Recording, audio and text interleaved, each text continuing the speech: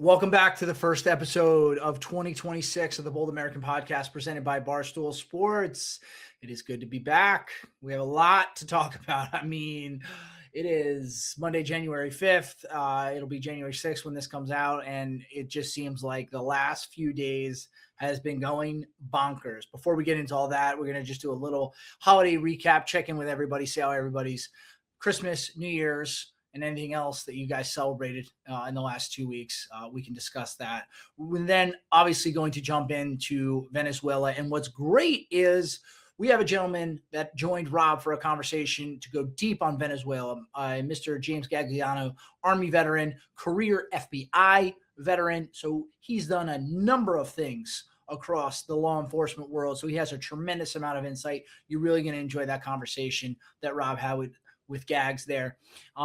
We saw that apparently the way to make money in this country is just run a daycare, as we saw in Minnesota last week. So we're going to chat about that a little bit. And then there was a strike in Nigeria on Christmas Day, akin to Washington crossing the Delaware and attacking the British on Christmas Day. So very, very cool. Good episode. A lot going on in the world. I'm glad to be here. Glad to be back. How is everybody? How was your holiday? Give me all the details. Give me the bad stuff, the good stuff, everything in between. Ryan, start with you. Oh, bad stuff, good stuff, everything in between. Let's see. Yeah, because listen, dude, we've all worked jobs where you get back from the holidays and everyone gives like the canned ass response, like, "Oh, how was your holiday? Oh, relaxing. Oh, too short." That's literally what I was about to do. Yeah. Don't do that. I don't need that BS corporate jargon. Tell me exactly. Well, I had a quieter holiday for sure. Like kept it more low key. Gosh, there wasn't really any bad. Good was I had all my kids home. My daughter was home from Navy, so that was awesome. Went to Florida for a few days. Where'd you go in Florida? Jupiter. Oh, nice. Yeah. So, just able to feel the sun. I'll tell you. Were you there for Christmas?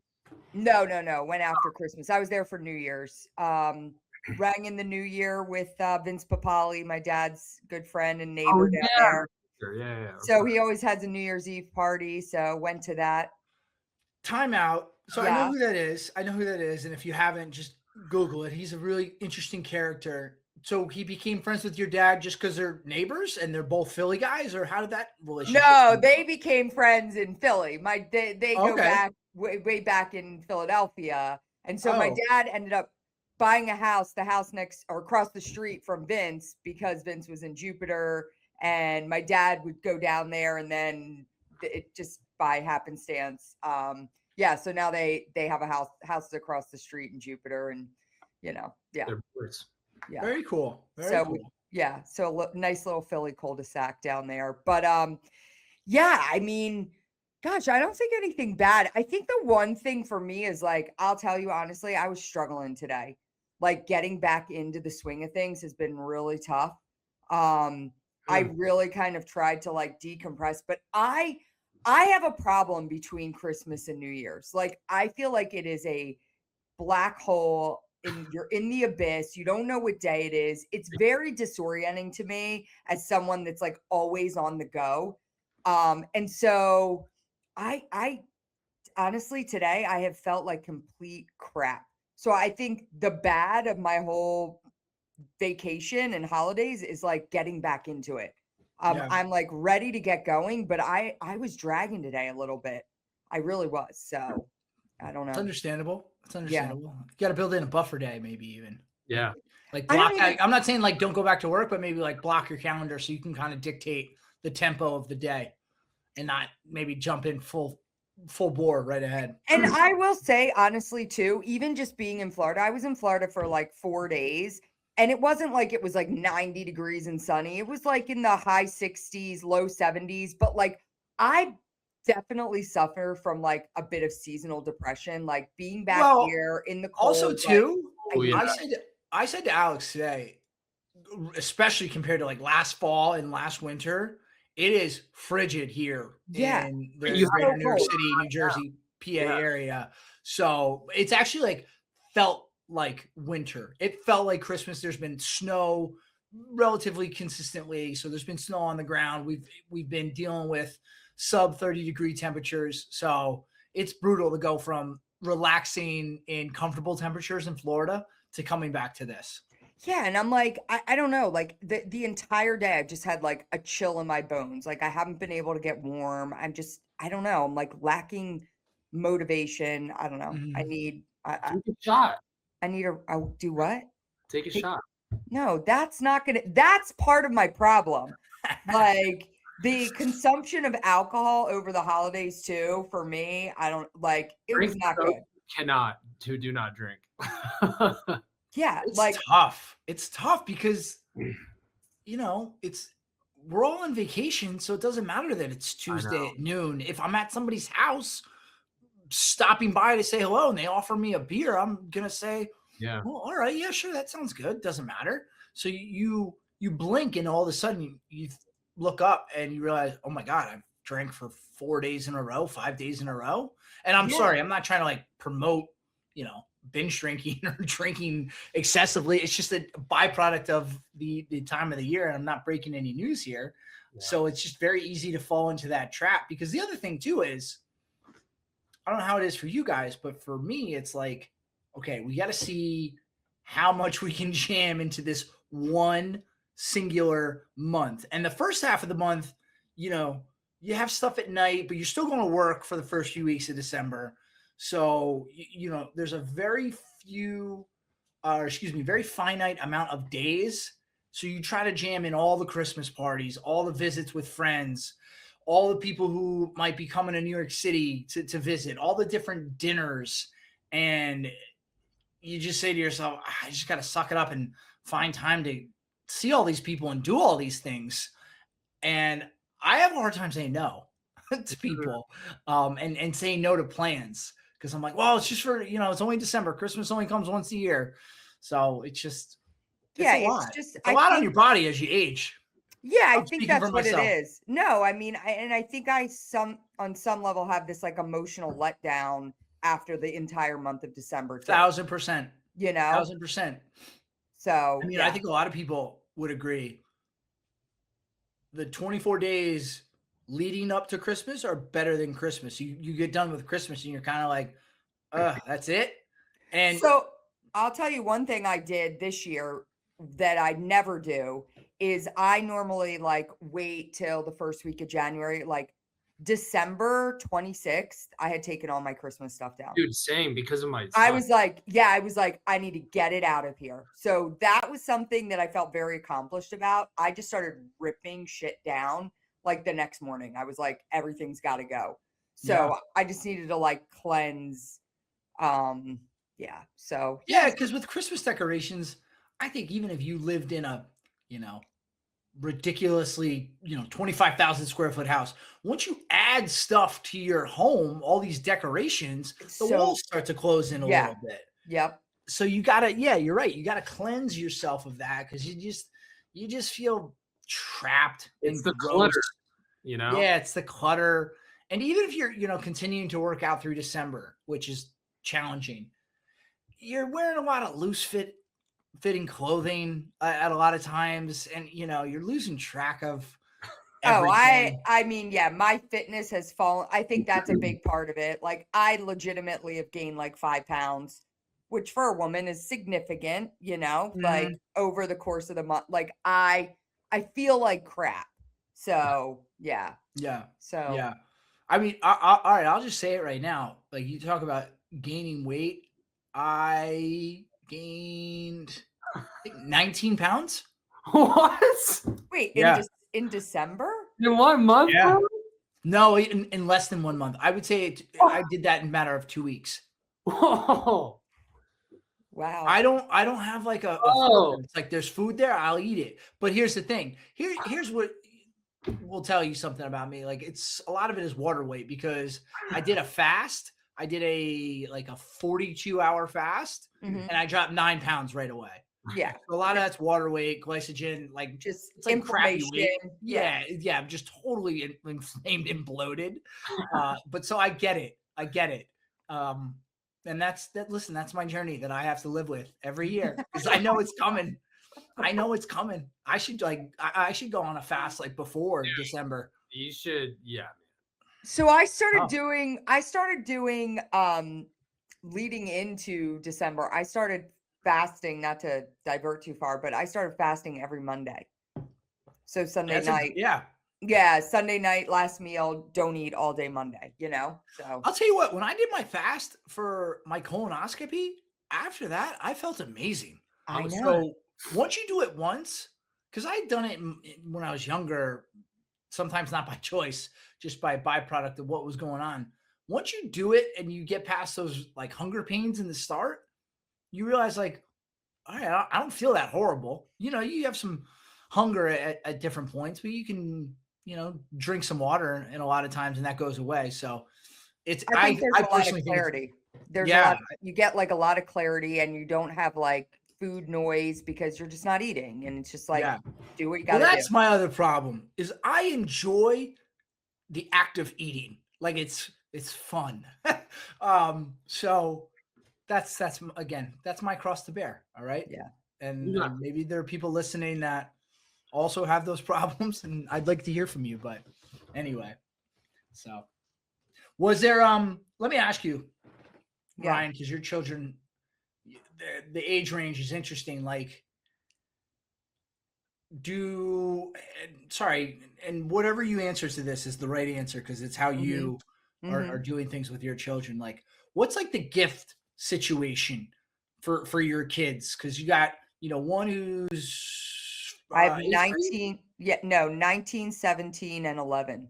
So younger than that. Yeah, okay. Yeah. 19, 17, 11. So like gifts look different, very different at those ages. Like I can remember being 11 and I mean, not that I was getting toys, but I was still getting like stuff as opposed to, that's a really trite, horrible way to describe what I'm trying to say here. But at 11, I was still getting like Christmassy type stuff. I'm just, my brain's not firing. Maybe you guys understand what I'm trying to say. Like, but let me just let you answer, Ryan. Go ahead. I'm sorry. What do the gifts look like for your children? Well, I mean, I still have a 5th grader who this will probably be last year, but he claims to still believe in Santa Claus. Like, I love that. Yeah, like he still believes in Santa. Like Christmas Eve, he's like, we got to get home. He's tracking Santa on NORAD on my iPhone. Like, had to get home because he didn't want Santa to fly past the house and he wasn't there or he wasn't asleep. He gets like anxiety on Christmas Eve that he has to be asleep. So I love that I still have that like magic of Christmas in the house, which is, when it's gone, it's gone, but yeah, I mean, he's obsessed with Legos. So right. he's obsessed with Legos and jerseys. So basically his Christmas gifts were Legos and Navy football jerseys and Eagles jerseys. Like that was everything he wanted too. So he's probably got like every jersey. Oh, he has everything. Yeah, it's ridiculous. But then like what happens is, especially with girls, like I have teenage girls. So he could have 1,000 presents under the tree and you haven't spent that much money because it's Legos. And like, I mean, although Legos are expensive. They can get expensive. Godson who likes them. And I'm like, whoa, I didn't realize because I never bought Legos before. Yeah, they can get up there. But then, I'm also like finding him like Randall Cunningham like jerseys at TJ Maxx, and he doesn't care. He's like, cool, look at this old vert jersey, But it's funny at that age, it's almost like I care about the quantity of gifts as opposed to the quality of it. But in fact, it was a Mitchell and Ness Cunningham jersey. Like I was like, this is awesome. But then the girls, it's not like they necessarily have as much stuff under the tree, but like, they got expensive taste. And I'm like, oh my God, so the stuff they want, it's like a pain in the ass. And then my 17-year-old daughter likes to send me a list. So she just sends me links to things that she wants, which takes all the magic out of it. And then I go on and I'm like going on the links and nothing's available. Everything's sold out, And so like Mhm. she'll open something and she's like, this wasn't on my list. I'm like, yes, Santa brought it for you.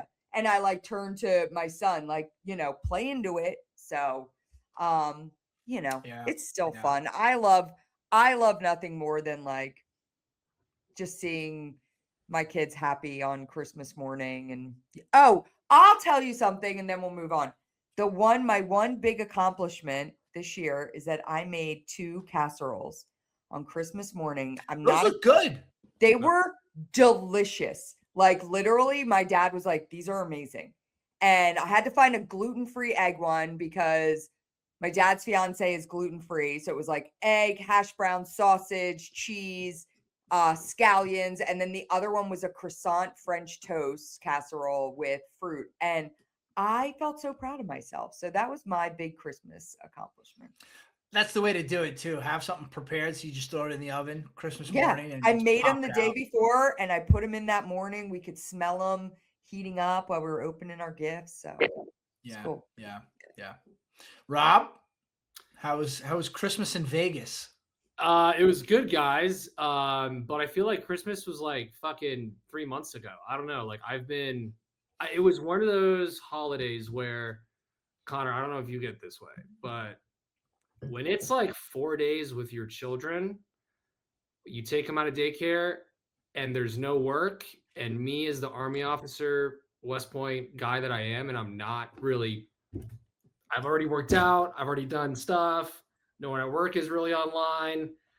It gets kind of boring after a while. Yeah. Straight up, like no bullshit. And so last week after Christmas, I was pretty excited for today to just fucking get back into it, work with my clients and my work and start making money again. So for me, I was in bed on fucking New Year's Eve by like 8 p.m. Like I was in bed, like I was just like, all right, get up at 5 a.m. still working out. Like Oh, I love total that. opposite experience from you two. I'm envious though because I do miss that holiday bender. But dude, I was even annoying the fuck out of my wife this weekend. She was like, "Why are you so anxious?" I'm like, "I am ready to wake up and fucking go to work Monday, start answering emails, start fucking doing some calls, getting back to Bold American, start fucking being busy." So yeah, Christmas was great. I was anxious for that too. I started to feel that way because we close Like, our I need offices something to fucking do. between Christmas and New Year's Day, or Yeah. so we were off the whole week. I was ready to go too, but it was just like we couldn't go. So then I'm just like sitting around and like I just Yeah. let A little everything fall excessive. off. The way the calendar fell this year just dictated such that I think more so than other years, It was long. yes, people really unplugged because you didn't have to like plug in some work days in between. You really could like disappear whenever the 17th, 18th, 19th, whatever it was. And cons, And then too, I was like on the road. I hit 6 different cities in the 5 weeks before Christmas, like for work. And like then being home for 2 weeks and just being like this, like without a lot to do, and like I'm all about work right now and just like crushing it, doing this kind of stuff. And it's just like it's hard for me to overcome and really chill out for more than like 2 days. Like if it's like 3 days of chilling, I start to lose my shit because I need to do something. I'm such a busybody. And so that's why when Venezuela kicked off, dude, you saw me. I was up at 4 a.m. fucking posting content. Like I was like, let's fucking go. yeah. So that's the kind of guy I am. Cool. Yeah. My Christmas was great. First one without my dad, so that was a little weird. Yeah. But overall, still very nice. We hosted, had family here, which was a lot of fun. As anyone can tell you, when they host, you're relaxing, but you're still doing a lot, so you're not fully relaxing. So then, once both kids were in bed and dinner was over and the dishes were all done, I was outside at my fire pit and I may have been slightly overserved. There might have been a little too much Blanton's. On Christmas Day? Christmas night, yeah, outside at the fire pit. But you know who among us? But drink responsibly, please. No free ads for Blanton's there. Not that they need my advertisement. But then, Rob, you talk about the kids being home. Maggie was out of school 2 extra days because she was sick, dealing with RSV Oh the no. 22nd. Okay. So we were just trying to like do everything in our power to get her healthy going into Christmas so that we didn't have to cancel Christmas. But we had her and a 4-month-old. We thought we were going to have, and this is just so interesting about parenting. It's very much the Mike Tyson. Everyone has a plan until they get punched in the mouth. Dude, it's We like that. thought we thought we were going to have the 22nd and 23rd, Maggie in daycare. All right, we're going to run around those 2 days. And we had a whole, PCC, PCI checklist of all the stuff we needed to do. It's like, okay, now do all that, but with a toddler in tow and also a 4-month at home. It tested our resolve as parents and in our marriage. It was tough. I'll admit it was tough. But we got through. My wife is an unbelievable rock star as it relates to hosting and certainly her cooking abilities. Although I took care of the rib roast, did that, and that was a lot of fun. But anyway, yeah.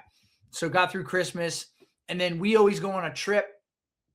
I say that loosely. It's such like a low. Oh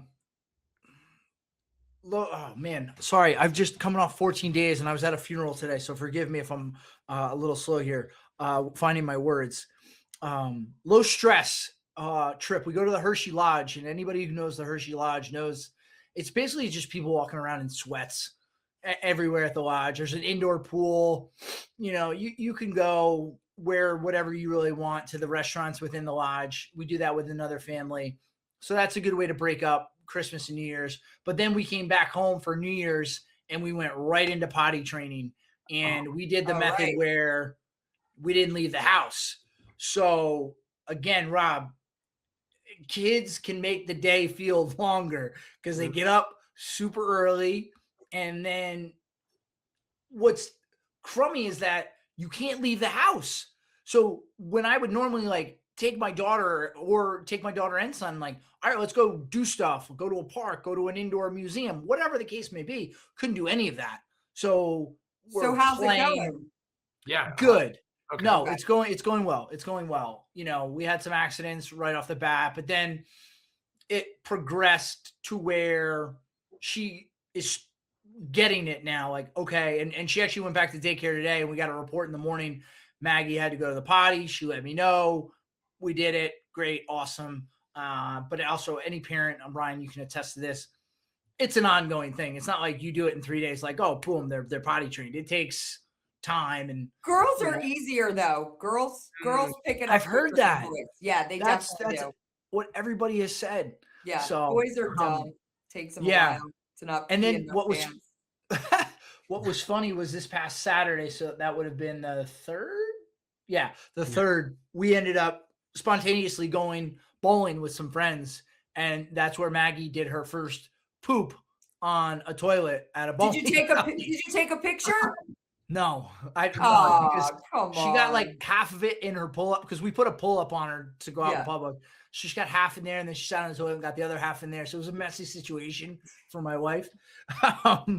But so, that's really what I've been dealing with. And then unfortunately I had a death that I was dealing with one of my best friends for the last 27 years. My buddy Brandon unexpectedly passed away. So my heart goes out to his family and his wife and children. And it was really, really just a unfortunate timing. And certainly there's no good timing to lose someone. But just with the holidays, it was tough. So I'm just kind of running on fumes here, and it's good to be back. And then obviously everything that's been going on in the world has just been bananas. And we can get into more of this later. But Rob, you mentioned like the social media aspect. I don't know how you felt, but it felt like the good old days of social media, where it seems like we're all rowing in the same direction and everyone's kind of like in on the jokes and like making I don't want to say light of the situation, but they're finding humor in the situation, and everyone's like on the same page in terms of how do we feel. Now, certainly that was not the case because not everybody was on the same page with what happened in Venezuela. But as it relates to the social media of it all, I just saw a lot of posts from a lot of different outlets, and it was just interesting. So with that, I don't know. Let's just jump into actually, I think the best way to start is let's just go right into Rob's conversation with Mr. James Gagliano, Gags, because he has a lot more insight than any of us can provide. Rob, you want to give any color to this conversation that you had? Yeah, absolutely. Hey guys. So James Gagliano, he's my father's classmate from West Point, class of '87, family friend of mine. He's built he had an incredible career at the FBI, running a hostage rescue team, counterterrorism cells, forward deployed in a bunch of different countries, and he's a well-known commentator on Fox, CNN, CBS. So Connor and I thought it was applicable to invite him on to give his take and share some color about what's going on with Venezuela, the region, the U.S., the custody situation, and the way that all shakes up here in the United States.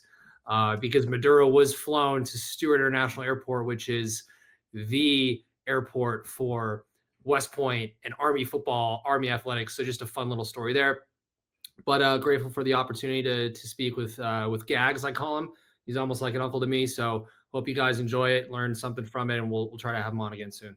Hey everyone, it's Rob. As you can tell, I woke up and my hair was gone to start the new year.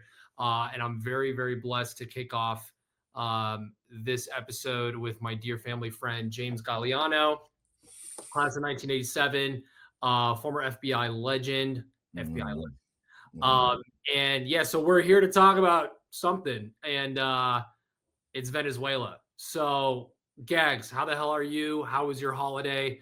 And what's going on in the world of James Gagliano?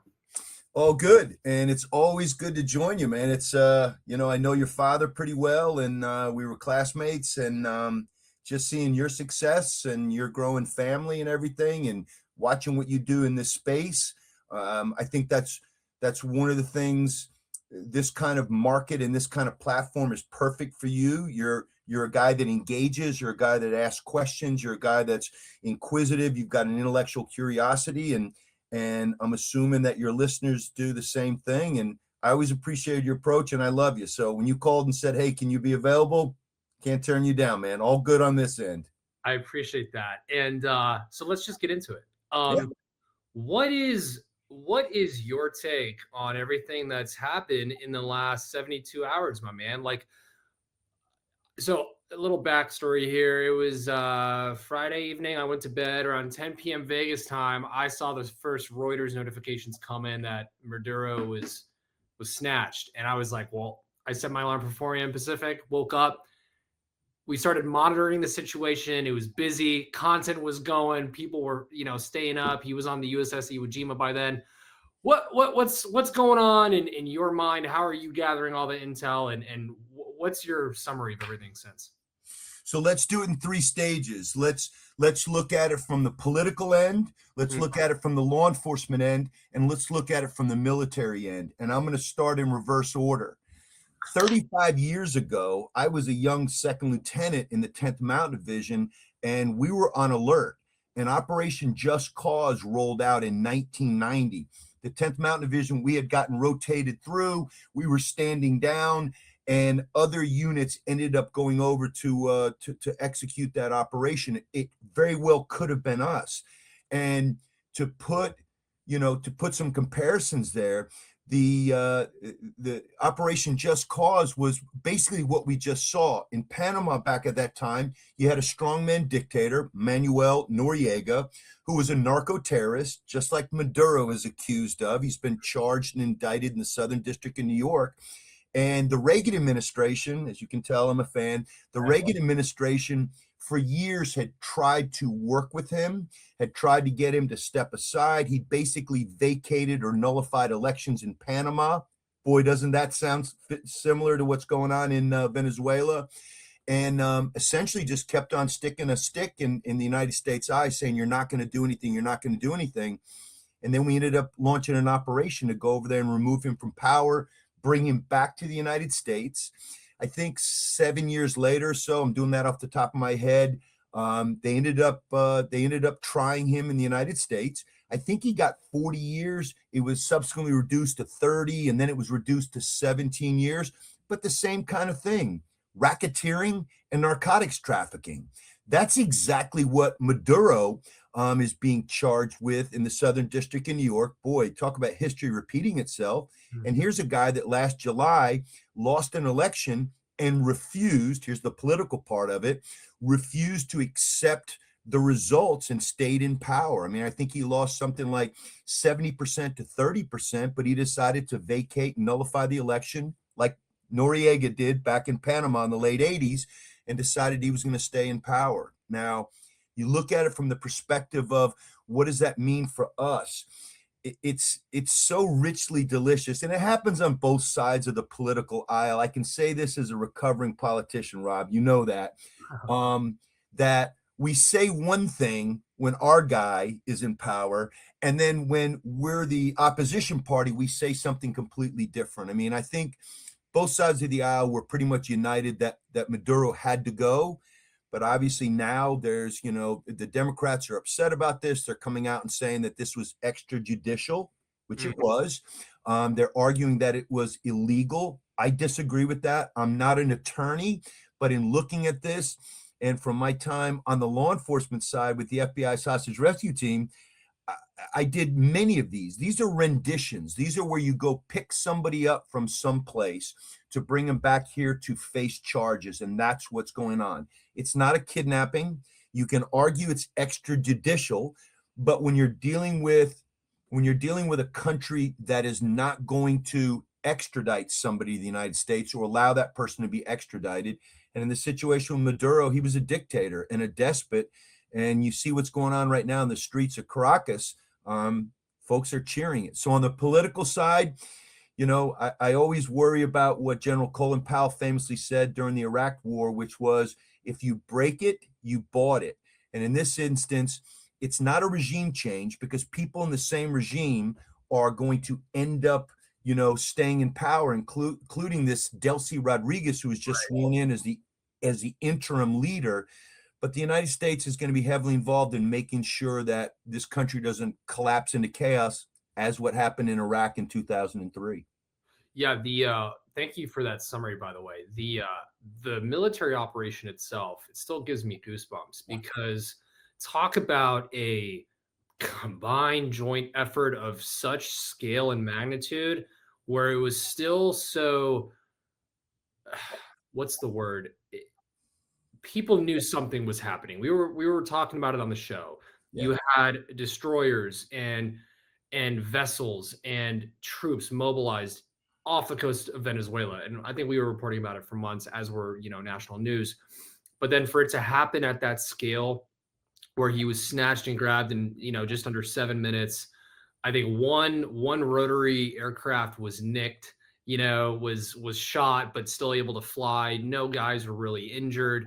Everybody was safe and sound off the coast. And then he was on his way to wonderful Stewart International Airport in your backyard and in the Rockland bound home. It's like the precision and just almost magnitude of success of this operation is just so mind-blowing to me. And there was a report, Gags, and I wanted your take on this. I was going to text you about it, but it looked like the Washington Post and the New York Times kind of sat on the story, which is kind of like an odd win for the mainstream media. What's your take on that? Yeah, I mean, having a little experience in the media realm and in cable news, with spending time at CNN as a law enforcement analyst for 4 years, and then at CBS News for 2 years, and doing it now on the other side a little bit with News Nation and with Fox and some other networks, seeing how it works and again how narratives are shaped. I don't doubt that everyone in the media is concerned first and foremost about keeping U.S. troops safe. And there was a reason why the president elected not to brief Congress beforehand. We all know that if you tell Congress something, it's going to be on the front page of the New York Times the next day. But I do believe that editors, whether it's the New York Times or the Washington Post or the Wall Street Journal or Fox News, I do believe that they do care about the safety and security of the men and women who are over there executing a mission like this mission. Look, it always comes back to these tenets of counterterrorism operations: speed, surprise, violence of action. And that's what you thought. And it's the old saying that if you convince somebody that fighting is going to be a no-win situation, or that running away, fleeing is not going to be the answer, you can prevent violence from happening, but you have to be willing to wield it if necessary. And I think that's what this was. It wasn't saber rattling. It wasn't, it wasn't being a bully. There was a $25 million bounty put on the head of Maduro by the Biden administration. So anybody could have brought this person to justice. It's better that it was us as opposed to vigilantes or an opposition group, because you saw what happened in Libya when Gaddafi was captured by the opposition and ended up, being killed. In situations like this, it's better for us. He will have his day in court, and his wife will have her day in court.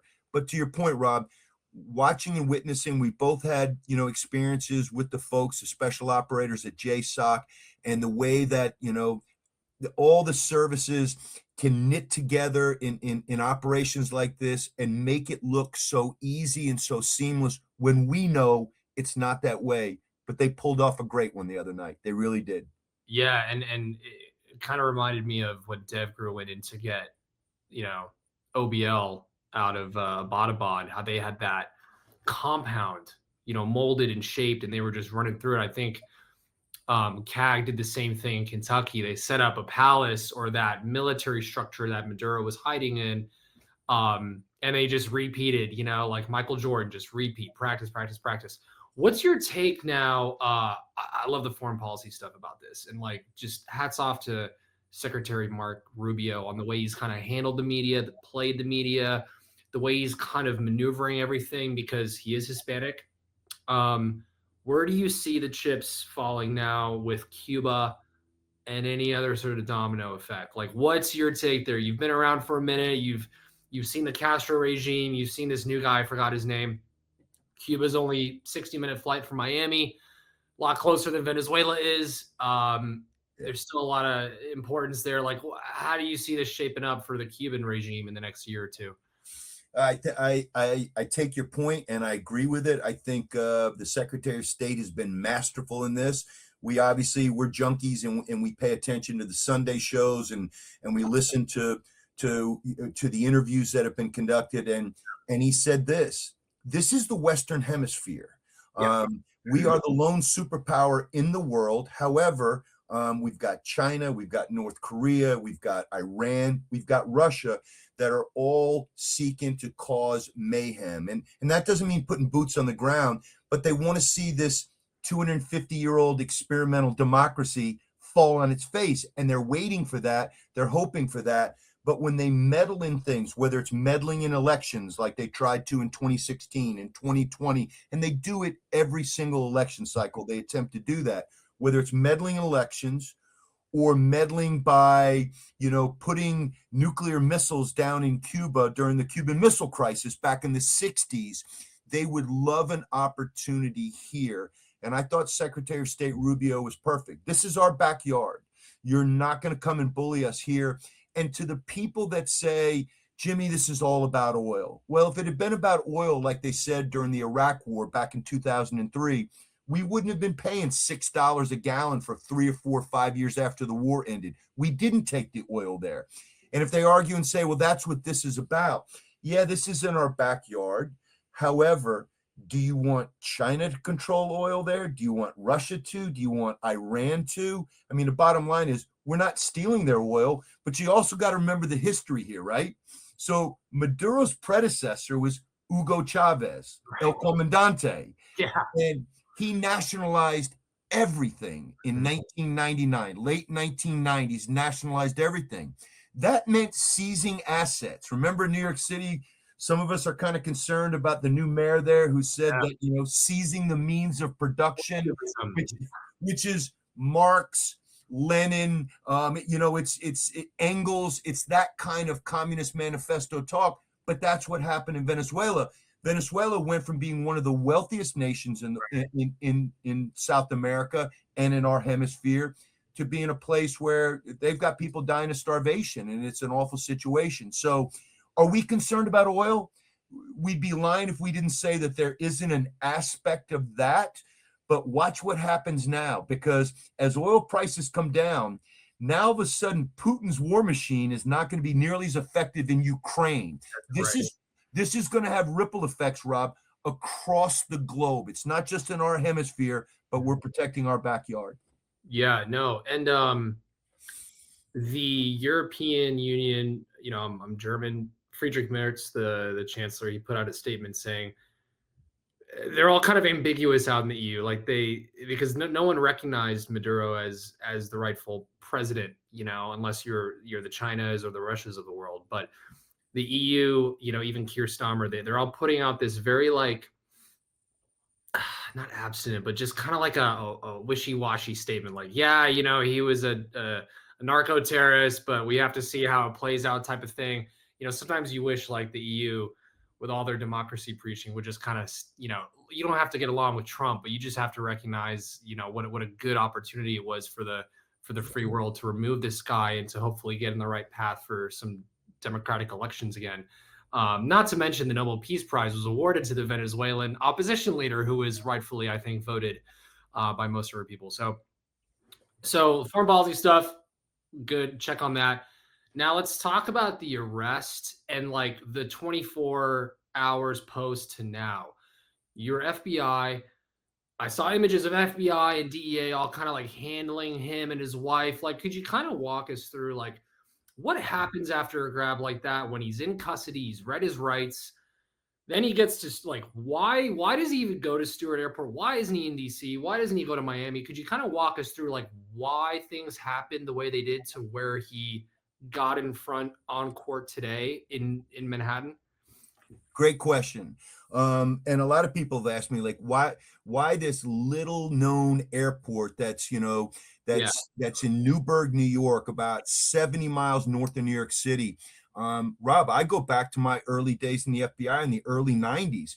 The first World Trade Center bombing that happened in February of 1993, when we brought some of the people that were involved in that, including the mastermind Ramzi Youssef, back from the Middle East, they came in through Stewart. Why is that? Why would it be Stewart and not, LaGuardia or JFK or Newark, these international airports, or even White Plains or Long Island? Yeah. Well, Stewart is on a military subpost. So there is a Marine Corps detachment there.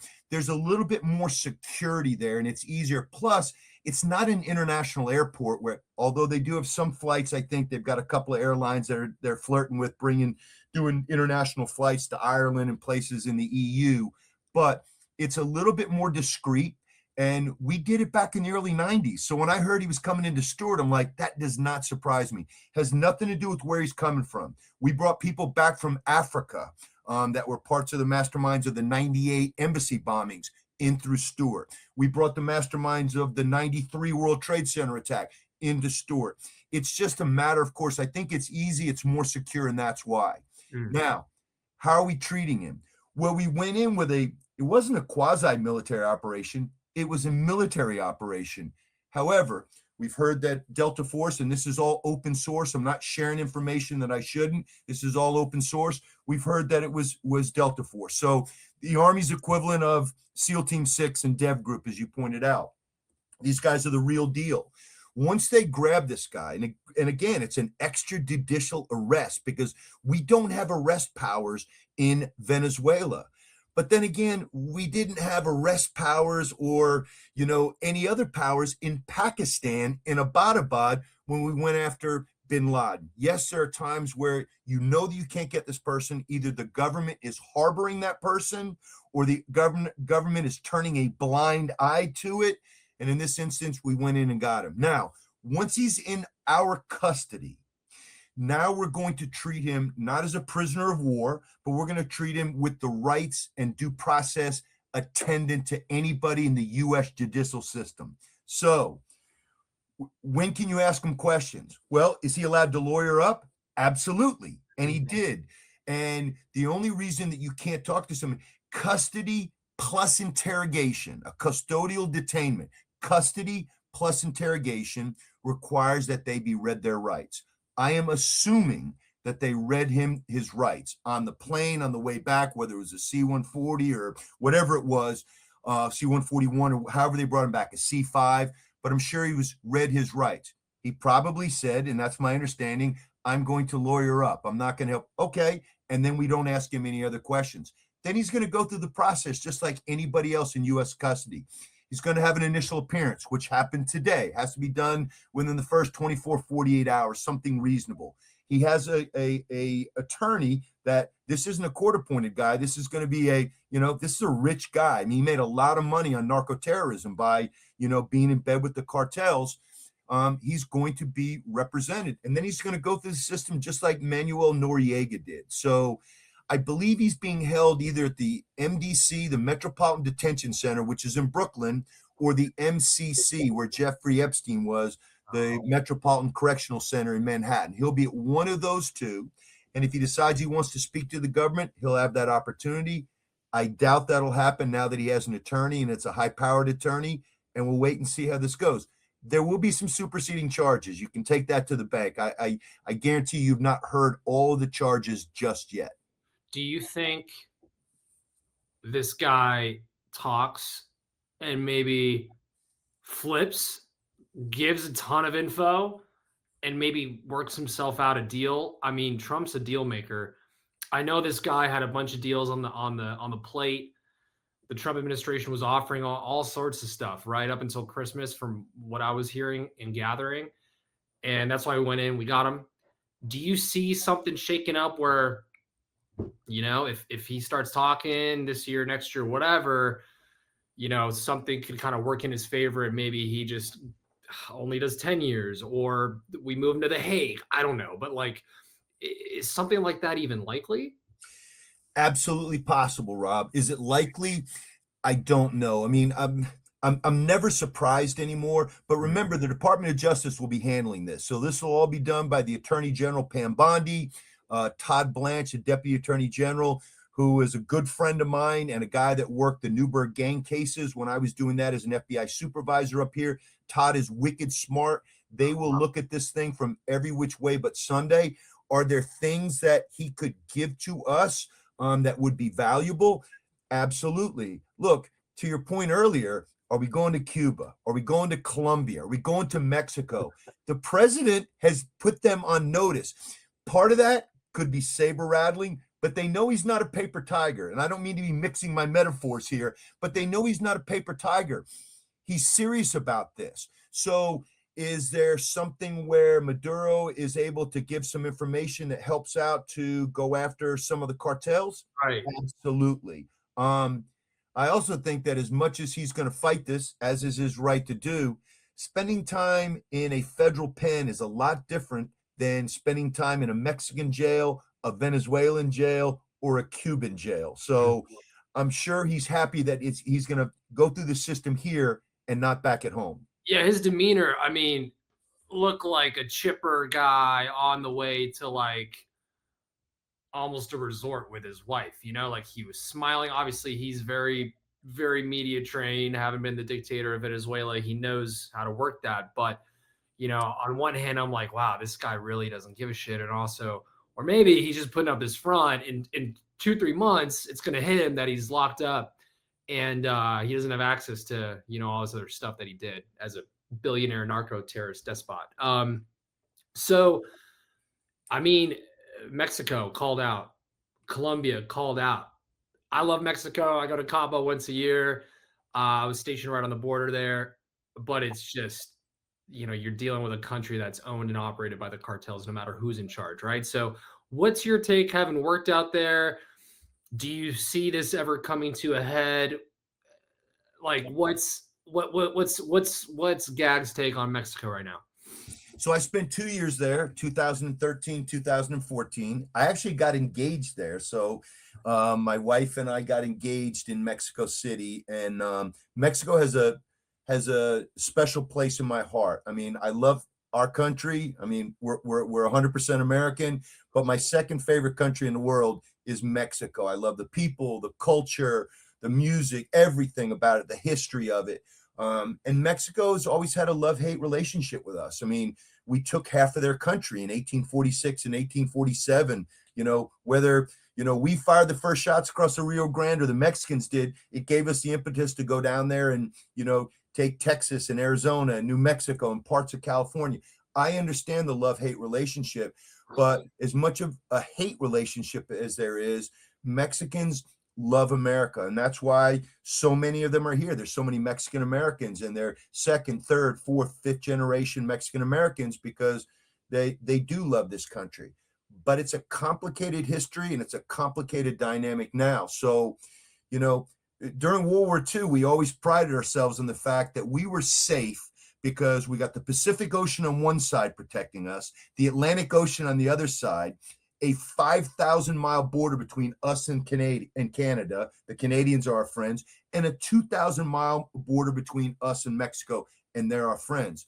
The problem is, as the threat matrix has changed over the years, and it becomes a political thing. And we talked a little politics earlier, but it becomes a political thing where, if you secure the border, well, that's what the Republicans want because they hate immigrants and they're xenophobic. And if you're a Democrat, well, they just want open borders because they want more voters, to come in, and they're going to be reliably Democrat voters. And the truth lies somewhere in the middle, where we have to make sure that we secure our borders for a reason. I'm not worried about the Mexican migrant that wants to come here for a better life. I get it. I understand that. I understand that draw, just like my family did in 1905 when they came from Sicily and came to Ellis Island. I get that. What I'm worried about is those four bad state actors that we talked about earlier: Russia, China, Iran, North Korea. It's so easy to go into Cabo, as you pointed out, or it's so easy to go into Central America and do that as a spy, as somebody on the counterintelligence side for the Russians or the Chinese or NOCO or Iran, and then to get somebody across our porous border. Now, that border has at least been shut down during the Trump administration now. And obviously we're looking at things differently. Does a wall keep everybody out? No. You've got to have more than just a wall. But the concern is, do bad foreign state actors from countries that would love to see democracy collapse here, would love to cause dissent and chaos, do they come into that way, and why we need to make sure that border is sacrosanct? So that's really the biggest issue. When I was down in Mexico, it was about relations with Mexico and making sure that we were working together with them. But I'll share something with you. I had a number of federal law enforcement officers that were Mexicans that I worked with when I was in Mexico. And they always said to me, Jimmy, here's how it is in Mexico when it comes to the police and the government. Assume corruption unless proven otherwise. You don't give the benefit of the doubt. You assume corruption until proven otherwise. And that's the tough thing. And it goes to the fact that in Mexico, and this is in Latin America, this is kind of the way that it is. There's no middle class, right? We're middle class. There's the rich, and then there's the poor, and then there's the middle class. In Mexico, there's no middle class. You've got the ricos, the rich, and the pobres, the poor. And there's such a tiny middle class. So the poor who are doing the jobs like police and law enforcement and things like that, are they susceptible to corruption? Absolutely. Because if somebody comes in and says, I'm going to pay you $100 a week. You're making $15 a week right now, but I'm going to pay you $100 a week if you just turn the blind eye to this shipment that's coming through. That's why it's next to impossible to stop that kind of corruption down there, because it's an economic issue. What do you take of the president's saber rattling with Scheinbaum? Like,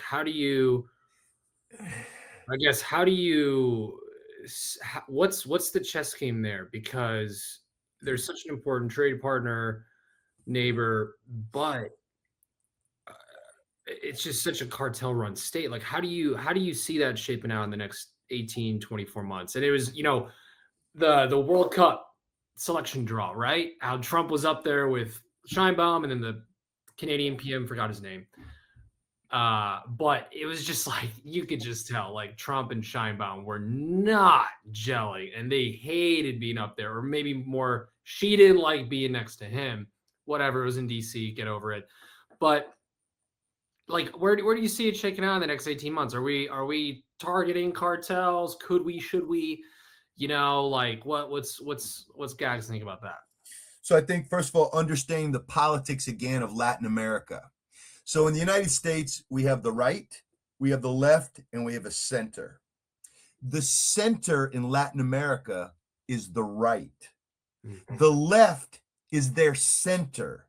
And then their left is way further left than our left. So if you understand that everything is adjusted that way, you'll understand the dynamics in Mexico and places in Central America and even in South America, that Latin America is just different and the politics are shifted to the left. So of course, you've got the Mexican president, and remember, they serve one term. It's a 6-year term in Mexico. I wish we did that here, so that you didn't get elected and then immediately have to, start thinking about running again. So it's 1 6-year term there. And they have two basically opposing parties. They have PAN, P-A-N, which is their conservative party, and then PRI, P-R-I, which is their more leftist party. But again, everything is shifted to the left from us. So yeah, she's not a fan of Trump. Trump does a lot of, he says a lot of things. And of course, world leaders take it personally when he does that. I think one-on-one, and as you pointed out earlier at the top of this about being a negotiator and a deal maker and what can he do, I think one-on-one, he is a great deal maker, and he's probably talked to her and, and said, let's work together on this.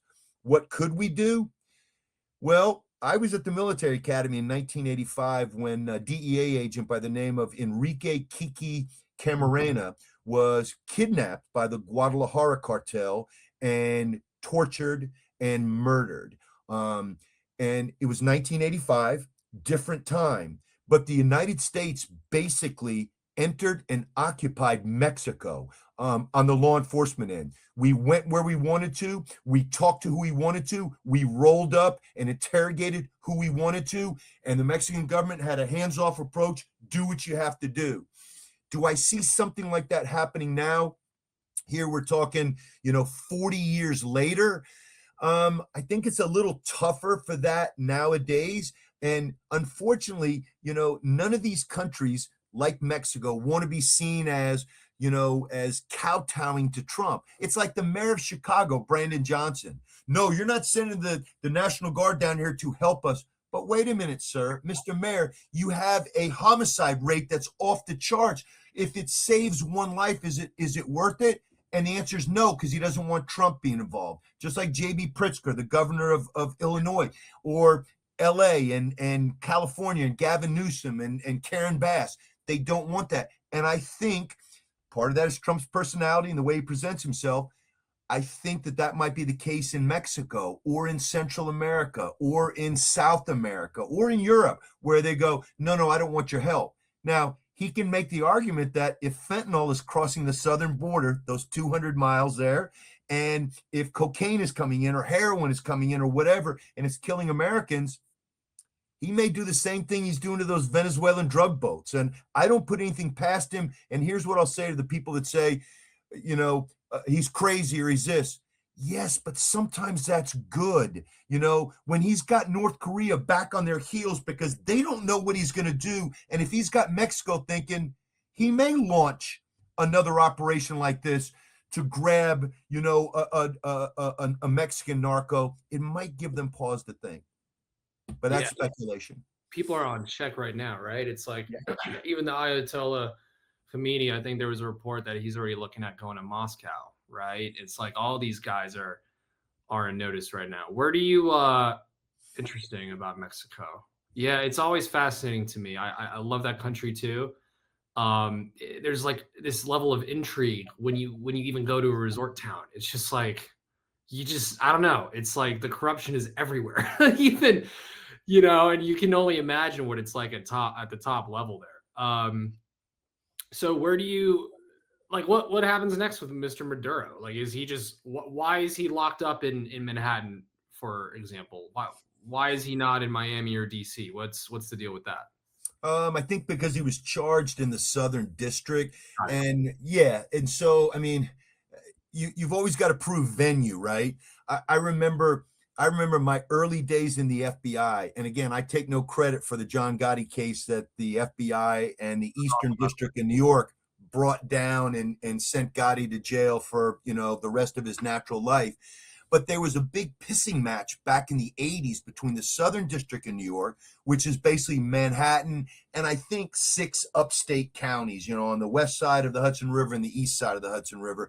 And then the Eastern District of New York, which is Brooklyn, Queens, and I think Nassau and Suffolk County, out the other way. So, how do you prove venue? Well, if John Gotti makes one call to somebody in Queens and the FBI picks it up, there's your venue. Even though, the Ravenite Social Club was in Manhattan, even though he's spending all his time there, it doesn't take much to get venue. And I'm assuming that the reason he was charged in the Southern District, first of all, I mean, they have a right to say it's probably the most famous and the most acclaimed district in the country. They make big cases. They've got great attorneys.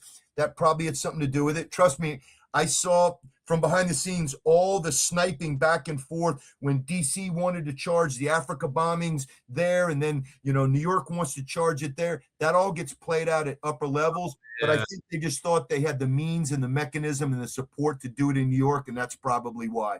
So fascinating how the different attorneys are vying for their keep, right? It's like you don't even think about that. We're just too fucking worried about looking at the clips of cat going in and trying to find the right clickbaity content, and it's fascinating. You don't think that level deep.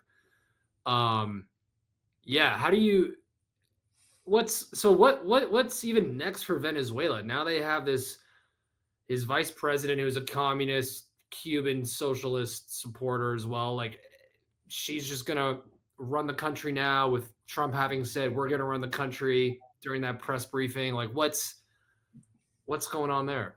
Well, great question, but I don't want to bury the lead because you just mentioned it. Do I think this is a fait accompli in the conviction business with Maduro? No, and especially for this reason. And I'll give you this. I think I wrote it down somewhere.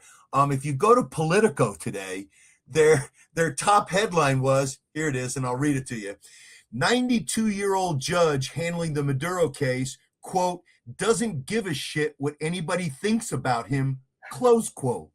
This is Mr. Alvin Hellerstein, 92 years old. He's from the Bronx. He's already battled Trump twice on the Alien and Sedition Act as far as deportations go. And I think in the Stormy Daniels case, if I'm not wrong, he had one of his judgments overturned on appeal. But if you think that he is just going to lay down and let this happen and let the U.S. get a conviction here, I'm not going to suggest that he is going to purposely obstruct. Rob, I'm going to tell you and your listeners, pay attention to that case, because that judge, 92 years old, a Clinton appointee, and I'm not suggesting that because he's appointed by a Democrat or Republican, but 92 years old, appointed by Clinton back in the early 90s, and he's already been at war with Trump. And we've seen judicial activism on both sides, but in this instance, pay attention to what's going to happen there. It's going to be interesting. Wow. All right, last question for you. What was one of your most favorite FBI ops? If you can talk about it. Wow. So I'm very, very lucky. Some people would argue, well, you weren't good at really any one thing, so you just had to keep moving along. I was blessed and lucky to have been participating in a number of different things. On the tactical side, I was the senior team leader for the New York FBI SWAT team for 4 years. I was a counterterror operator on HRT, the hostage rescue team, for 4 years as an assaulter. I worked undercover for 4 years in mob cases and in drug cases.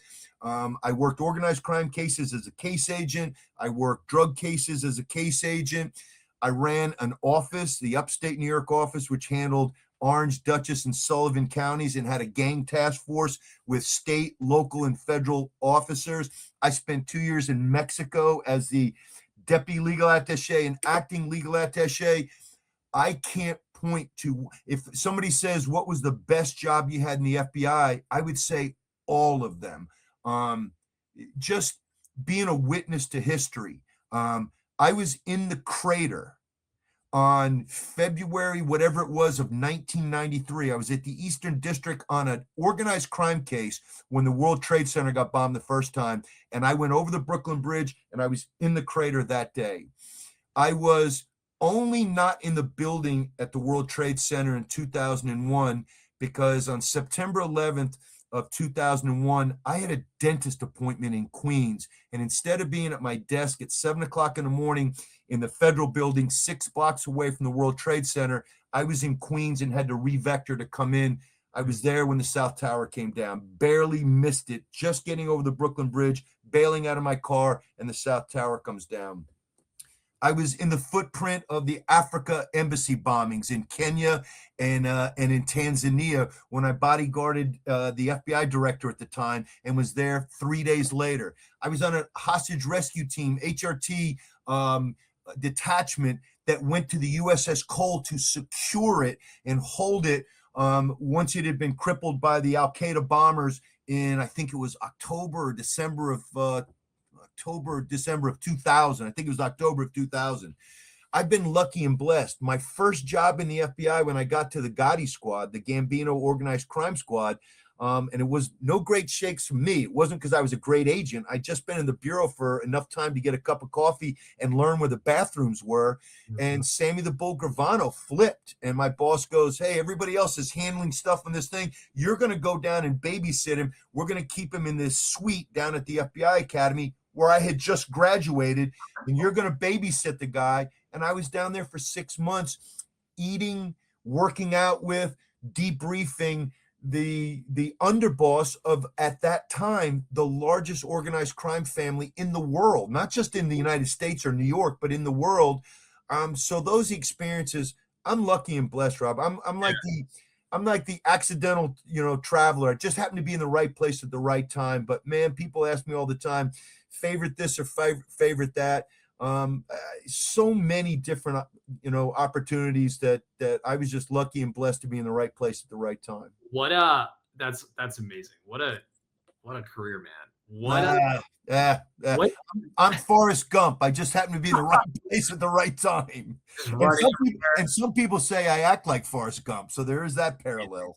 That's amazing. Did Sammy the Bull have any like weird quirks where like, like when you're around someone for a couple weeks, or like when I was deployed, like my S3 would like weirdly lick his lips a lot. Like you just pick up on like weird things, right? Like, did he have any like weird, like, I don't know, like quirks or like mannerisms or something that you're just wow. So he's got his own podcast now. And so I got to be careful because I haven't seen him in a number of years. Okay. But I was a young FBI agent at the time, and I had a good relationship with him. And what happened was, and I don't want to go too long, but this is an interesting story. So, I graduated from the FBI Academy in May of 1991. I think Sammy flips in October or November. So I'd been in New York. I'd been an FBI agent, like I said, enough time to get a cup of coffee. When Sammy flips, he was being held to the Metropolitan Correctional Center, right? Which is probably where Maduro is if he's not over in Brooklyn at the MDC, he's at the MCC. When he flips, we needed a place to keep him that was safe. The FBI had a place at Quantico called the Defectors Suite. During the Cold War, when members of the KGB would flip, they would get brought in on the counterintelligence side and kept in this secret place. It was called the Defectors Suite. That's where we put Sammy. Cool, dude. So is there like a bar in there? Could he get, if he wanted some rum? Like no, I'm giving you the inside here. It's never been written about. So it was like a big hotel room suite. His room was on one side, me and another agent. There was always two of us there. We couldn't be armed. So the FBI's hostage rescue team did security around us. They were in the hallways, they were outside, they were on top of the building, below the building, all that. Inside, we could not be armed. So I could lock myself into my room on one side, my other agent would lock himself in his room, and then Sammy would get locked into his room. During the day, from breakfast until we finished debriefing at night, and then we watched a movie or whatever, back in the days where Blockbuster was a thing and we'd rent a movie and come back and watch it, we would sit there and hang out with him. We worked out together. We did CrossFit before there was a CrossFit. We boxed. We did all kinds of things, but we lived together for those 6 months before the trial in April of 92, where he testified and sent Gotti away for his natural life. And then Sammy ended up testifying in a bunch of other trials. But when you say a young FBI agent, just gotten out of the Army, right? It was a first lieutenant. You knew who he was, right? Like, you knew of him. Yes, of course. I mean, everybody had heard of John Gotti and Sammy the Bull Gravano, but you talk about like getting his idiosyncrasies and things like that. You're living with this guy, and you got to be careful. You got to be careful of the old Stockholm syndrome thing too. I had to remember Sammy had 19 bodies under his belt. Now, he didn't pull the trigger on 19. He killed one guy with his own hands. 18 of them, he drove the getaway car. He set it up. He helped dispose of the body. But he had 19 murders, right? So no doubt about it, this guy was a dangerous, dangerous guy. But when you live with the guy, now I was young. I was 26 at the time. He was 40. I thought he was an old guy, and I'm 60 now, and I'm going, how the hell was that possible? I thought 40 was old. But you're around him that long. I understood why he rose through the ranks so quickly and became the underboss of the largest Italian, organized crime family. He's a likable guy. He's a murderer, but he's a likable guy, and you could understand why people would gravitate towards him, why he had the sway that he did. So that was my first introduction to the FBI, and I said, it better be like this every day. This is amazing. This is fucking legit. I get paid for this. All right, one final question, because I think listeners, me, my friends, we chop it about this stuff. We send texts, like clips, whatever. When someone like Sammy the Bull, and huge Sopranos fan, love the mob lifestyle, the romanticization of it. I mean, I started watching Sopranos with my dad, your classmate, in '99. Like that's I don't know. Anyways, whole other conversation. But what happens to someone like Sammy the Bull after they flip?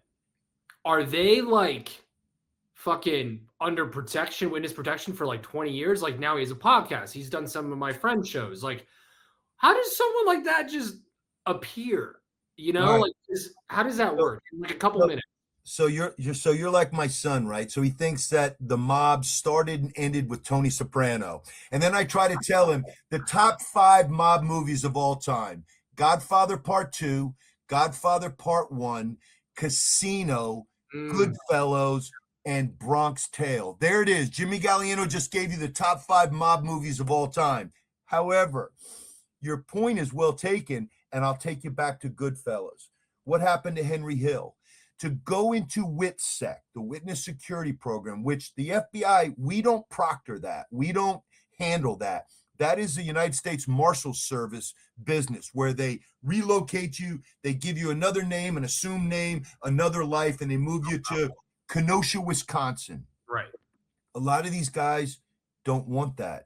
And even though you go, well, you could be killed, what happened to Henry Hill? Henry Hill did not want to be that way. He had gone from being a mobster, and he goes, I don't want the anonymity of it.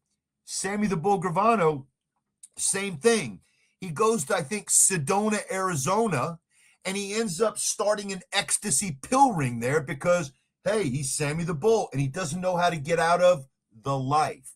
So he ends up going to jail and doing 20 years for his kids selling dope and him selling dope, when he had 19 murders under him and didn't do any time for that, other than the 5 years I think he had time served.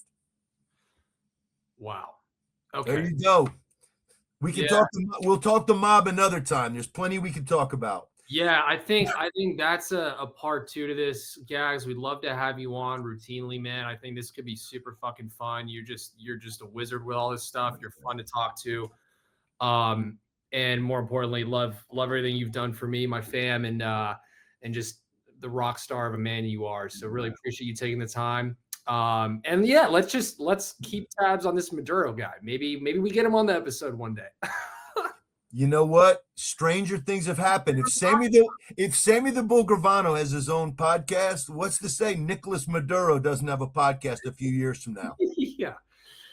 With his wife too, just talking about the lifestyle of, being in Fed lockup. All right, Gags, always a pleasure. Go Army, beat Navy. Have a good one, guys. Bye. Sounds good. All right, so thank you to Gags. Rob, what were your takeaways from chatting with him? Maduro could be out maybe in a few years. You guys, I don't know, more to follow there. But Sammy the Bull too, for those that listen to it. Some fun stuff there at the end. And obviously keep your eye on Cuba and Mexico. There's stuff happening behind the scenes there, and yeah, more to follow. Yeah. Ryan, what was your big takeaway from Venezuela as you were following it? Did I just say Venezuela very weirdly, by the way? You did. Did you? Yeah. I don't know. I added some extra L's in there. It sounded like in my head.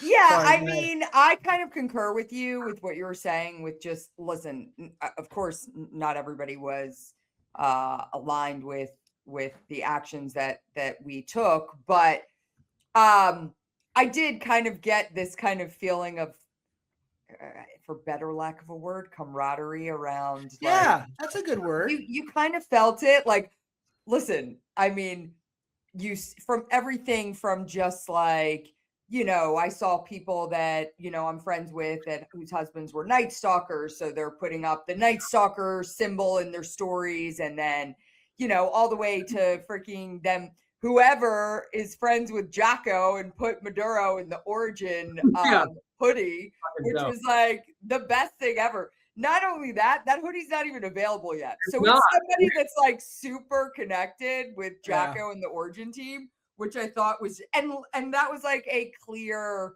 like message, made in America. We're putting this Origin hoodie on you. And the guy changed outfits like 30 fucking times. I know, yeah. Right? When you guys were kind of flexing on the Nike workout suit that he was on the USS Iwo Jima in. But the one thing on a serious note, because it's a serious thing, there was two takeaways. Number one, on a personal level, like it was wild for me to watch the chairman of the Joint Chiefs talking. And if you listen to the press conference with him, it was him, Pete Hegseth and Trump all spoke, and General Kane, who I'm just such a huge fan of. Like, I loved everything he had to say, but it was just wild for me because 3 weeks prior, he took the stage at the Travis Manning Foundation Gala, and so it was just like from there to here, and had that been happening, he wouldn't have been standing on that stage then, because more important things would have taken place. But I actually had one person who had sent me, and I thought this was interesting, and I wanted to share this tonight on a serious note, and really looking at this, because I've said all along, and I think the last time we talked about Venezuela, I actually said, I don't even think we did. It was before an episode. I said, can we not talk about Venezuela tonight? Because every time we were getting on and we were talking about it, like, I don't feel like I have the knowledge to give an informed opinion. And I didn't, and people were, a couple of things I said, people were attacking me in comments on our posts, and it is what it is. They're going to all the time. But somebody had sent me a post from a guy named Luis Orta. So he's a Venezuelan Olympian. I don't know if you guys saw this. I mean, he's got like 300,000 followers, but sorry, I'm old. I have to put on my readers. But he posted yesterday, and he said, to my international friends and followers, here is the views of a Venezuelan and someone who has worn the Venezuelan flag across his chest for the past 20 years. Yes, we are happy. We are thankful for what happened, and we understand that the US and President Trump have other intentions outside of liberating us. Trust me, we get it. And we understand and have studied foreign policies and US invasions our entire life. But here is the thing.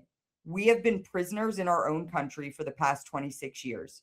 No food, no quality of life, families apart, just absolute misery. If someone is coming to help us, we will thank them and we will celebrate them. Will they take our oil? Bro, we haven't seen oil in 26 years. There were literally lines to fill gas that would take people 2 days. Will they take the oil? Take it. That's the price we're willing to pay to have freedom. If you don't like the Trump administration, I get it and I respect it. But don't come now and say we are blind and we don't know or understand what's happening to us. Don't be a hypocrite. If you were not sending humanitarian help to Venezuela for the past 26 years. Lastly, go on social media and you will see that 99.9% of Venezuelans celebrating. So please let us have our only little victory in over 2 decades. We understand we are far from the finish line. Hopefully this is the beginning of a new chapter for us. We deserve it. I will not be responding to comments, so save your time. However, I will be wearing my Venezuelan shirt proudly next week at the World Championships. So Nice. I loved that perspective. And you've got like Americans protesting in the streets, but then you have the people of Venezuela celebrating and, Right. for their freedom. So I don't know. I love that someone had sent that to me and I was like, yeah, like that's the perspective I want to hear.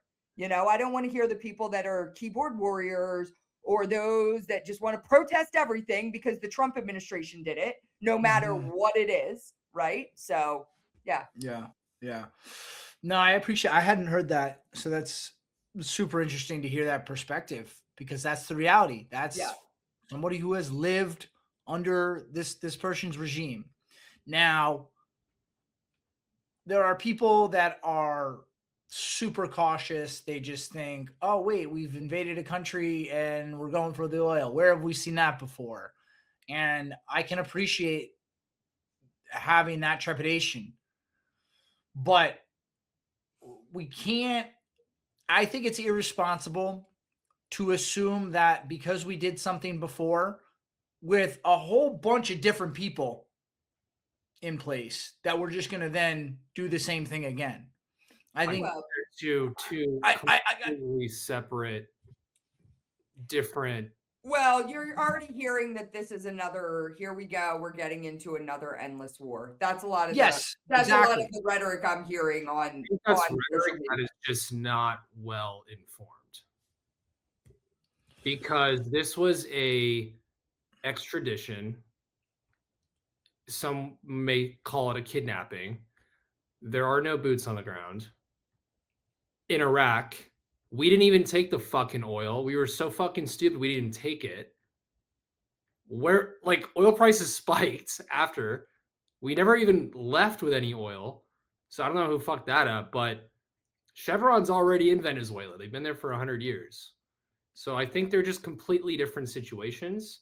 Now, if we do send troops and there's like a whole MEU or 100 there, sure, we can have that conversation, but there are no quote unquote, boots on the ground in the sense of Iraq or Afghanistan. There's probably CIA, there's probably some other units, but I just think it's just not even the same. It's not even the same situation. Yeah, but I think ultimately this is just another vehicle for people's hate towards what they don't like. And you're right. For people to say, well, we didn't have congressional approval. Do you know how many things we've done that technically have required congressional approval that maybe we got after the fact, or maybe we, got some congressional approval? Like, the people that want to quote and go deep into the laws of war. Was this? I just don't think. It's like what the legalese is like. This guy was a narco terrorist on our FBI most wanted for the last 10 years. He wasn't even an elected official. Right. He lost the election. He's just like, no, I'm not leaving. he was recognized as president by China, Russia, and that whole axis. 90% of the countries in the world didn't validate him or recognize him as the elected leader. Mhm. By all intents and purposes, he was a narco-terrorist criminal. So that's why we went in with the way we did. And FBI read him his rights in the fucking rotary aircraft and shipped him up to New York. And there's been a bounty on him Correct. for many, many years. I think under the Biden administration, there was Ryan. like a $25 million bounty on his head. So, but the one thing I did see today is that there were some injured troops. There were injuries in that, On whose side? our side. Oh, really? I A couple bumps and bruises. No. There were, I saw it on Smarter News, which is a super reputable, I know one of the birds was dinged for sure. yeah, they said they transported some troops to San Antonio. So Okay. there were some injuries. I just think it's worth, like, it wasn't just like, we got off skate 3, like something happened. Like there were that people injured. said, all right, it's important to point that out. If that is in fact accurate, then okay, let's point that out. But you mentioned General Kane. If you go and listen Yes. to his description of this mission, it's so impressive.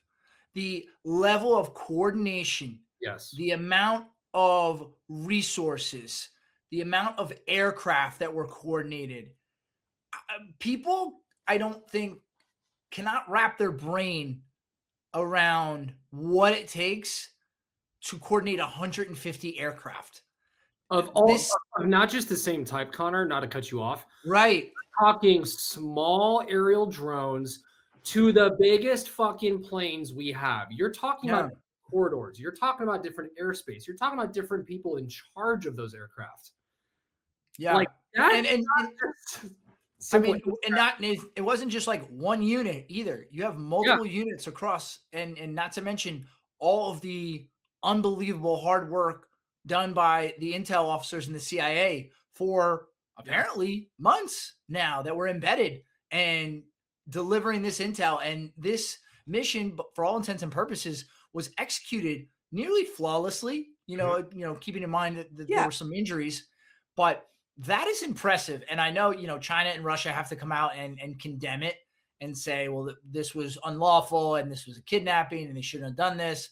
In the back of their head, they're thinking to themselves, oh, crap. Look what they were just able to do in the dark of night. Come and just snatch him up. No harm to him, by the way. Brought him peacefully. He was fucking chipper. That's another thing. All right. So isn't that weird? That's so weird. That's what I said. Right.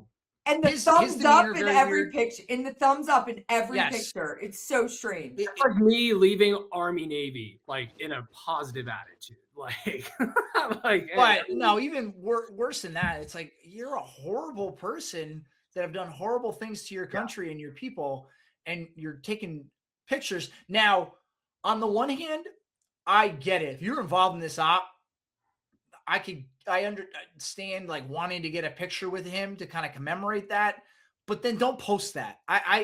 People posting pictures with him on social media doesn't sit well with me. It kind of takes away some of the professionalism that we're supposed to operate with. And the other thing that kind of really didn't sit well with me, I don't love the language, and call me a good Catholic or whatever. I don't love the language used by Secretary Hegseth and the White House official social media accounts.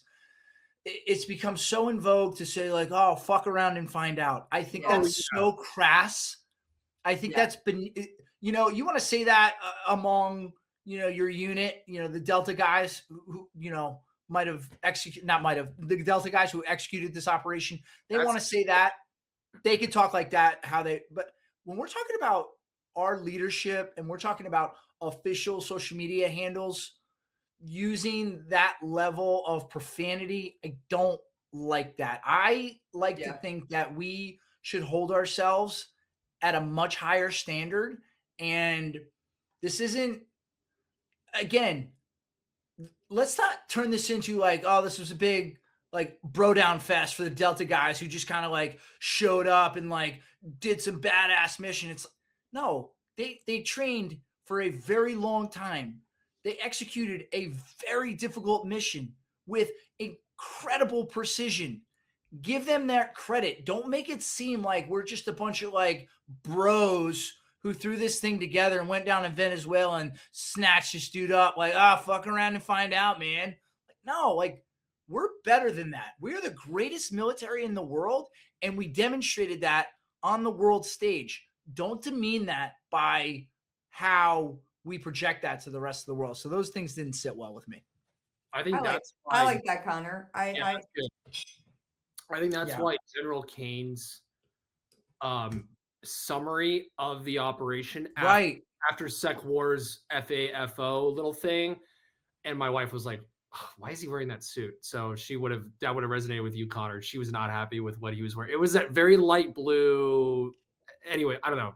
Anyways, General Kane's 10-minute narrative as to what the fuck actually happened is a must listen for every listener. Yes. So must read if you can't listen to it on your commute or something. But if you listen to that press conference, you'll understand why Connor, Ryan, myself are all in agreement about what Connor just said. Yeah. Yeah. So, I mean, it was impressive. It seems like obviously it very much needed to happen because, again, if this has been going on for months that we've been planning this, we don't put this level of time and effort into something that's not important. Now, again, we have to wait and see what happens now because there's a lot of work that still needs to be done and we can't drop the ball. And we certainly don't want to then just go throw a bunch of troops into Venezuela. That's certainly not the answer. So I'm interested to see how it plays out now. Yeah, and I want to caveat that, Connor, by just saying, because, again, like our social media has been a little hot since this happened, and you've got a lot of, people giving their opinions, and I want to make it exponentially clear that none of us sitting here are advocating or want any troops on the ground anywhere. No. Like, and to think that the three of us, with given our backgrounds, like would be in favor of that is absolutely insane. Like, it's just insane. So, yeah. And the last thing I'll say about the social media, and then we can move on. Maybe we need to, like, you get your driver's license. Maybe we should make it so people have to get a social media license, because I thought that video that we posted that was so very clearly over the top fake that people are like, this is fake. Why are you posting this? Like, oh my gosh, like I didn't know we needed to explain the joke. Like, obviously this is not real audio from what just happened. Like a sitcom track, right? Wasn't it like a laugh track? Yes. That's why we hit publish. Yeah, I think some people, and I don't even think that was Caracas. No, yeah. Yeah. But look, I think people just take things too personal. It's just like, I think that if you want to go to a social media page to find the news as it exists in true facts without any humor embedded in it, don't come to Bold American. Like, that's not don't and I if you're coming to us to get your takes on the news in a way that exhibits like the Wall Street Journal, like you're in the wrong place. Like, right. Yeah. So, like, dude, we post fucking memes and make fun of Space Force uniforms. Like, we're just here to have a good time. We recognize that we have a responsibility given the platform. Got it. Yeah, but at the same time, we're not the AP.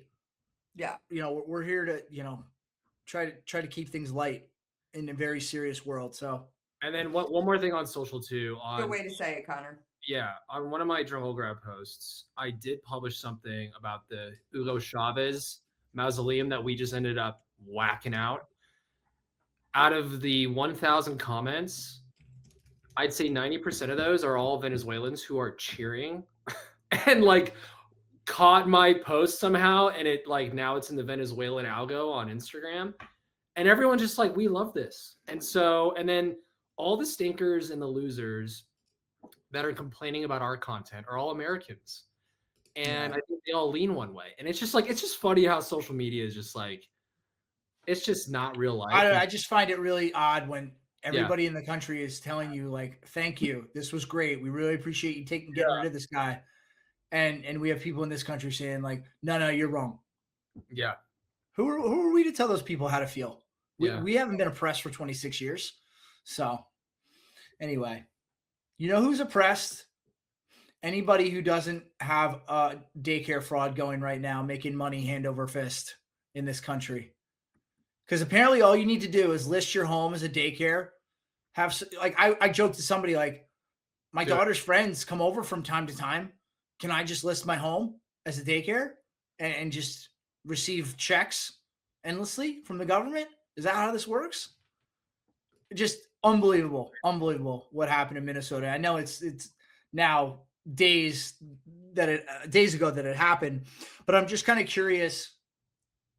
Do you both think this will now be an opening of the floodgates, that we're going to go to try to find other frauds similar to this in other pockets of the country? Or do you think this just dies in Minnesota? I don't think so. Well, first of all, this happened days ago, but Waltz resigned today. Yeah, good point. Oh, I didn't see that. Wow. He dropped out. He dropped out of the race, which they're saying it's because there's a lot more behind it. There's a lot more to come. He was unelectable, I think, at that point too, Ryan. Like just everything. Well, of course, but and you know what is so crazy is that it's a 23-year-old kid with an iPhone that uncovered all. Yeah. And he's on. Sean Ryan interviewed him. I think the episode's going to drop tomorrow or the next day. But it's wild. Like a 23-year-old walking up to doors and being like, he uncovered this fraud.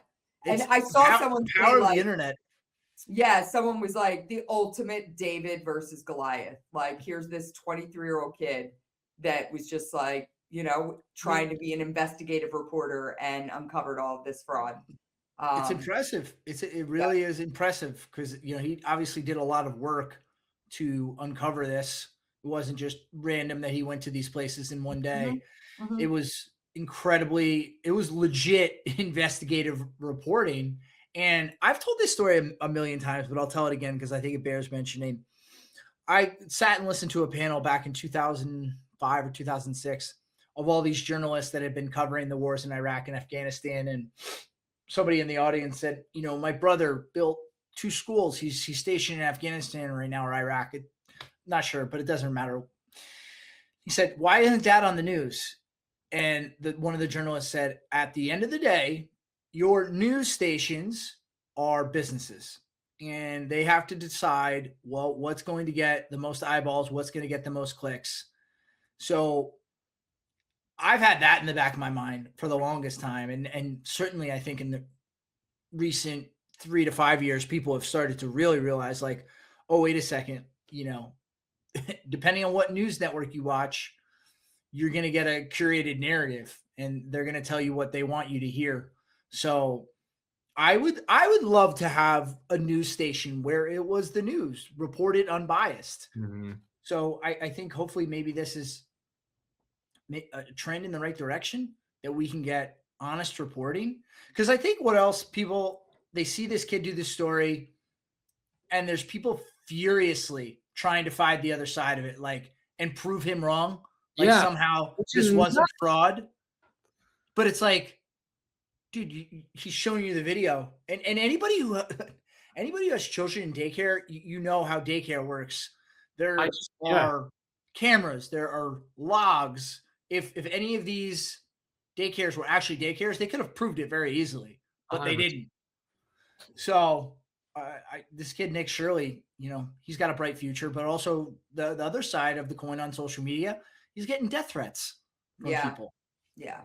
What other industries do you think are like this? Like, sure, there's the Somali-backed daycares in Minnesota, but like, what about hospices in Manhattan? Or I don't know. Yeah. Like, I feel like there's so much more to unpack in this country because people are lazy, ego-driven, and there's just so many businesses that are open.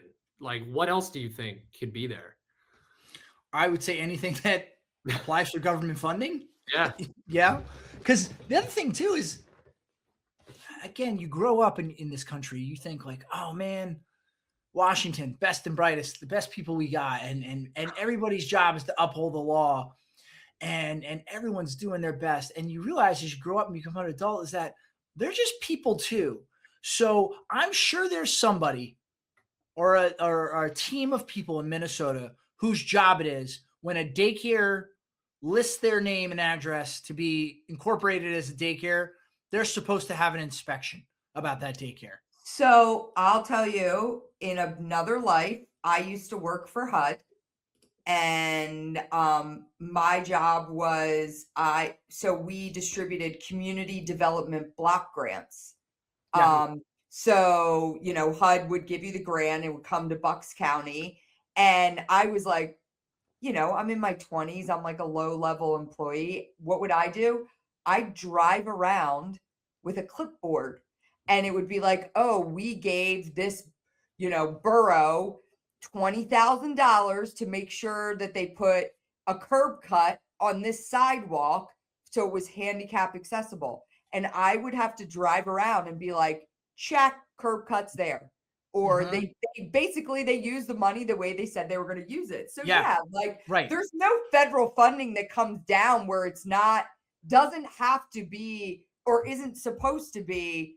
Yeah, there's checks and balances qualified. in place. Yeah. So somewhere someone is turning a blind eye. Yeah. And that's a pretty big blind eye to rack up $19 billion worth of fraud over the course of however many years. So yeah, what I think Minnesota, dude. I feel like that state is just like, it's so beautiful up there. I've been there a few times for weddings and weekends, and like, what? Yeah, I don't know. Well, I don't know, but I think it's good that was uncovered, because I do think there's more to come. There's more to come. Oh yeah. So, real quick story, and actually, I don't even really want to discuss it. It's just our guy WTC added that the U.S. struck Nigeria on Christmas Day, where we attacked 2 ISIS-affiliated camps in northwestern Nigeria using 12 Tomahawk cruise missiles launched from a Navy ship in the Gulf of Guinea. And it was in response to reported genocide and heavy persecution of Christians in Nigeria. So it was a justified strike. I saw a meme many years ago, and it said America, it's Washington crossing into Delaware, and it's like, America, we will kill you in your sleep on Christmas. Believe me, we've done it. So I don't know. I don't know if that's insensitive, but it just struck me that they had the strike on Christmas, and it was just resonated with me. So, all right, that's about it for us. First show back, good first show back. Lengthy show. You got a lot to chew on here. Thanks to Gags for joining us, and I definitely want to. You know what? 2026. I want to be better about having people back, people who have a good time and we have a great conversation, bringing them back. Because if they have insight on one topic, they probably have insight on other topics. So getting better at repeat guests. Any caveats? Any misses?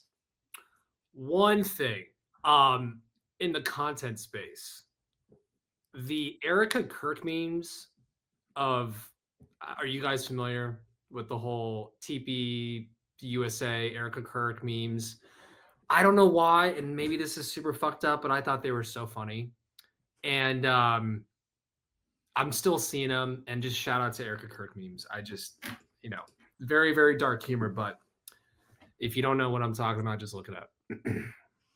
Yeah, I'm going to leave that one alone. I have no idea what you're talking about. That's pretty dark. I'm just going to say my caveat is, I texted it to both of you, but congratulations to Army and Navy on 2 awesome goals. Very high class of you. I know it was, because you texted me that morning, go Bearcats. But that's okay. It's all right. I mean, it was just more of like I was up early. I wanted to wake up the troops. There was a pulse there. I knew it was the holiday break. It was Friday, post New Year's. You were probably drinking. Can we agree? Can we agree, Connor? I'm looking at you. Can we agree that Army and Navy winning both those bowl games is so good for both of the academies? Like, Oh, absolutely. for Yeah. as a whole, it's a good thing. It's a good Yeah, it thing they absolutely both won those games. So Absolutely. is. nice end to the year. Yeah. No, it was a great end of the year. Start of the year, Ryan. Yes. Start of the year. That's right. That's right. It was start of the year. Yeah. I got you. Yeah. We will see what 2026 holds for both Army and Navy. Oh, I dude. know Navy's graduating a lot of folks. Yeah. Army's bringing It's back high school turn. We got God's power. God's power. Will we? Hey, learn that name. My word in heaven. Can that kid run the ball? Dude, that was fucking so You're gonna awesome. see that guy in your nightmares, Ryan. Okay. So, hey, a couple things here. Number one, it's just so easy to not be a jerk on social media. Before we started recording, we were talking about the Ravens Steelers game, which ended with the Ravens kicker. Forgive me, I don't know his name. He missed the field goal that would have won the Ravens the game. Sands, do you know his name? Oh, Looper? Tyler Loop. Thank you. Tyler Loop. Tyler Loop and his fiance today. Tyler Loop's a rookie, and his fiance today, just tons and tons of death threats. I know. And dude. horrible things. That's so said to him. sad. It is. It is. And it's just crazy to me. I hate that people feel so emboldened behind a phone or a computer screen to say horrible, horrible things, because I've never encountered someone in person that have said a horrible thing to my face. All the horrible things that have been said to me have been on social media. It's just so easy to not do that because, I mean, not to go too deep into football, but it wasn't like that was the only play in the game. You know, I didn't watch the game, but I have to imagine the Ravens could have done a bunch of different things that might have won them the game and not just that one kick.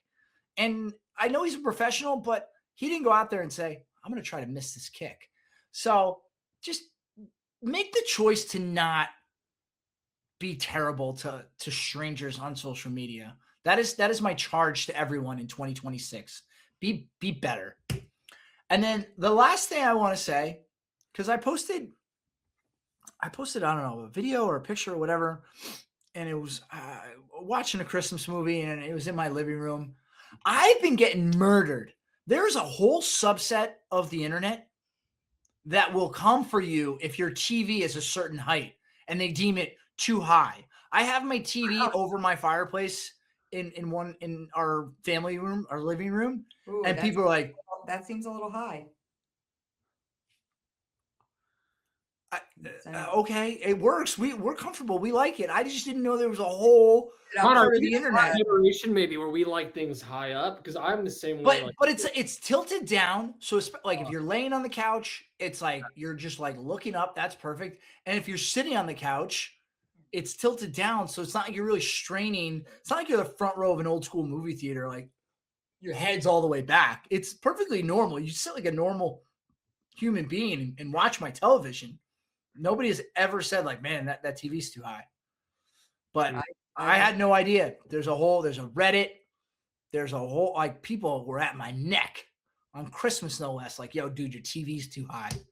Whatever. I like my TV. I like the height of my TV. Leave me alone. Oh my God. Take care. Make it a great week. Make it a great 2026.